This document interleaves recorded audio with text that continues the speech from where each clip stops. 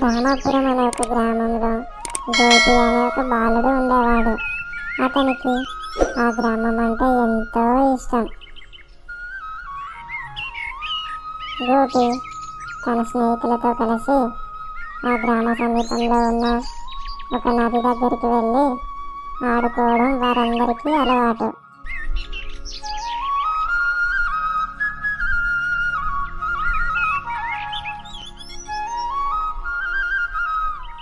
వారందరూ కలిసి ఆ గ్రామ సమీపంలో ఉన్న నది దగ్గర ఆడుకొని మళ్ళీ సాయంత్రం అవ్వగానే ఇంటికి తిరిగి వెళ్ళేవారు.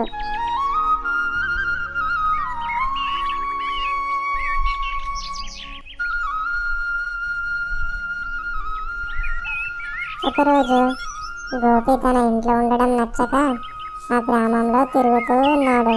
అలా తిరుగుతున్న సమయంలో తను ఆ గ్రామంలో ఉండే చెత్తను గమనించాడు. తను ఎలాగైనా ఆ చెత్తను తీసేయాలని నిర్ణయించుకున్నాడు. గోపి ఇంటికి వెళ్ళి తన తండ్రితో ఇలా అన్నాడు: నాన్నగారు, నేను ఇందాక మన గ్రామంలో తిరుగుతూ ఉండగా మన గ్రామంలో చాలా చెత్తగా అనిపించింది. అది క్రమక్రమంగా పెరుగుతూ ఉంది తప్ప మన గ్రామం చాలా మారిపోతుంది. అలా చెత్త పెరిగిపోవడం వల్ల మనందరికీ చాలా తీవ్రమైన రోగాలు వస్తాయి. దానితో మనందరికీ చాలా ఇబ్బంది కలుగుతుంది. అలాగే మన యొక్క పాడి పశువులకు కూడా చాలా నష్టం వస్తుంది. ఇలాగే చూస్తూ ఊరుకోకుండా మనం దాన్ని తీసివేద్దాం. నువ్వన్నది నిజమేరా గోపి, కానీ అది మన ఒక్కరి వల్ల అయ్యే పని కాదు కదా. ఎందుకంటే మన గ్రామంలో ఉన్న గ్రామస్తులందరూ కూడా వారి యొక్క చెత్తను తెచ్చి అలాగే గ్రామంలో విడిచిపెడుతున్నారు. దానివల్ల గ్రామంలో చెత్త ఎక్కువైపోయి లేని జ్వరాలు, లేని వ్యాధులు కూడా వస్తున్నాయి. అది మన ఇద్దరి వల్ల అయ్యే పని కాదురా. దానికి నీ దగ్గర ఏదైనా పరిష్కారం ఉంటే చూడు.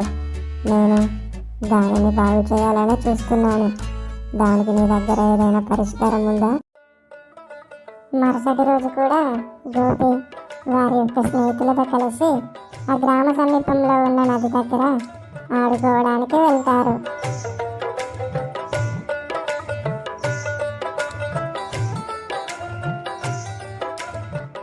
అలా వారందరూ కలిసి ఆడుకున్న సమయంలో కూడా గోపికి వారి యొక్క గ్రామాన్ని స్వచ్ఛంగా ఉంచాలనే ఆలోచనలోనే ఉన్నాడు. జానకి, నా దగ్గర ఒక మంచి ఆలోచన ఉంది. అదేంటంటే మన గ్రామంలో రాను అందరూ కూడా వారి యొక్క ఇంటి చెత్తను మన గ్రామంలోనే ఉంచుతున్నారు. దానివల్ల రోజుకి జబ్బులు ఎక్కువ అవడంతో పాటు కాలుష్యం కూడా దెబ్బతింటుంది. దానితో మనందరికీ కూడా ఆరోగ్యం పాడవుతుంది. ఆ చెత్తనంతటిని కూడా మనందరం కలిసి శుభ్రం చేద్దామా? నాకు ఈ గ్రామాన్ని అలాగే ఈ వాతావరణాన్ని కూడా చాలా స్వచ్ఛంగా ఉంచాలని ఉంది. మీరేమంటారు దీనికి? అవును గోపి, నేను కూడా చాలా రోజుల నుంచి గమనిస్తూనే ఉన్నాను. మన గ్రామంలో క్రమక్రమంగా శుభ్రతను ఎవరూ పాటించడం లేదు. దానివల్ల మనందరికీ కూడా చాలా రకాలైన జబ్బులు వచ్చే అవకాశం ఉంది. అది మాత్రం ఎవరు గమనించట్లేదు. నువ్వు ఈ పని చేద్దామన్నప్పుడు నాకు చాలా సంతోషం అనిపించింది. నేను దీనికి అంగీకరిస్తాను. అలాగే నేను నీతో పాటు కూడా మన గ్రామాన్ని శుభ్రం చేసేందుకు వస్తాను. దానికి మనందరం కలిసి కృషి చేస్తే బాగుంటుంది. అవును గోపి, దీనికి నేను కూడా వస్తాను. ఎందుకంటే మన గ్రామాన్ని స్వచ్ఛంగా ఉంచుకోవడం మనందరి బాధ్యత కదా. దానికి ముందట అడుగు మనమే వేద్దాం. ఎందుకంటే మన గ్రామం బాగుంటేనే కదా మనందరం కూడా బాగుండేది. అలాగే మన పచ్చని పంట పొలాలు కూడా, మన వాతావరణం బాగుంటేనే మన పంట పొలాలు కూడా బాగుంటాయి. పదండి వెళ్దాం. అప్పుడు గోపి మరియు గోపి యొక్క స్నేహితులందరూ కలిసి ఆ గ్రామంలో ఉన్న చెత్తను ఏరేసి ఆ గ్రామాన్ని చాలా స్వచ్ఛంగా ఉంచుతారు. అప్పటి నుండి ఆ గ్రామం చాలా పరిశుభ్రంగా ఉంటుంది.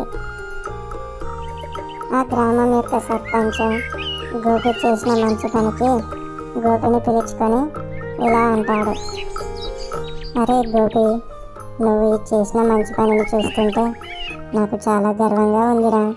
ఎందుకంటే మన గ్రామంలో ఎవరు చేయని పనిని కూడా నువ్వు చేసి చూపించావు. దానికి నేను చాలా గర్వపడుతున్నాను. ఎందుకంటే మన గ్రామంలో ఉన్న చెత్తను చూసి వెళ్ళపోవడమే తప్ప ఎవరు కూడా దాన్ని తీయాలనే ఆలోచన లేదు. దానిని నువ్వు మొదట గుర్తించి నీ స్నేహితులందరితో కలిసి ఆ చెత్తను వేరేసి మన గ్రామాన్ని చాలా పరిశుభ్రంగా ఉంచారు. దీనికి నేను మీకు కృతజ్ఞతనే ఉంటాను.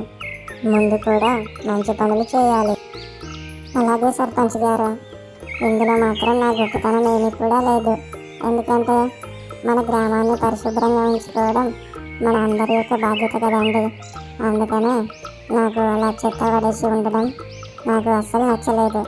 అందుకనే దానిని ఎలాగైనా పరిశుభ్రంగా చేయాలని మా స్నేహితులతో కలిసి అందరం కూడా చెత్తను వేరేసి మన గ్రామాన్ని పరిశుభ్రంగా ఉంచాలని నిర్ణయించుకున్నాం. అంతే తప్ప వేరే ఏం లేదండి. ఇంకా కూడా మన గ్రామాన్ని అభివృద్ధి పథంలో నడిపించాలని మేమందరం కూడా అనుకుంటున్నాం. దీనికి మీరు అనుమతినివ్వండి. ఏమండి సర్పంచ్ గారు, గోపి మరియు వారి స్నేహితులందరూ కలిసి మన గ్రామాన్ని పరిశుభ్రంగా ఉంచాలని అనుకుంటున్నారట, నిజమేనా? మనం పడేసిన చెత్తనంతటిని కూడా వాళ్ళు వేరు చేసి మన గ్రామాన్ని శుభ్రంగా ఉంచారు. ఇందులో మా తప్పు కూడా చాలా ఉంది. మేము మా చెత్తను ఎక్కడ పడితే అక్కడే పడేశాం. ఇప్పటి నుండి అలా ఎవరం పడేయం. అవును, మనందరం కూడా మన గ్రామాన్ని పరిశుభ్రంగా ఉంచుకోవాలి. అందుకు గాను మనందరం కలిసి ప్రతి నెల ఈ మన గ్రామ సభను ఏర్పాటు చేసుకుందాం. ఈ గ్రామ సభలో ఎవరికి ఏ సమస్య ఉన్నా, అలాగే మన గ్రామంలో ఎటువంటి సమస్య ఉన్నా ఆ సభలో అందరం కలిసి పరిష్కరించుకుందాం. అప్పటి నుండి ఆ గ్రామస్తులందరూ కూడా ఆ గ్రామాన్ని చాలా పరిశుభ్రంగా ఉంచుకుంటారు. ఆ గ్రామస్తులందరూ కూడా గోపి చేసిన మంచి పనిని మెచ్చుకుంటారు. ఏరా గోపి, నువ్వు ఇంత చిన్న వయసులో కూడా చాలా పెద్ద మనసుతో ఆలోచించావు. దానివల్లే మన గ్రామం ఇంత పరిశుభ్రంగా ఉంది. లేదంటే అందరికీ కూడా చాలా అనారోగ్యం పాలయ్యేవారు. దానివల్ల చాలా ఇబ్బంది కలిగేది. నువ్వు ఇలా ఆలోచించడం వల్ల మన గ్రామానికి, మన గ్రామస్తులందరికీ కూడా చాలా మేలు జరిగింది. ఇప్పటి నుండి మనమందరం కూడా మన గ్రామాన్ని పరిశుభ్రంగా ఉంచుకుందాం. అలా ఆ గ్రామస్తులందరూ కూడా వారి యొక్క పనిని వారు చేసుకుంటూ చాలా సంతోషంగా ఉండేవారు.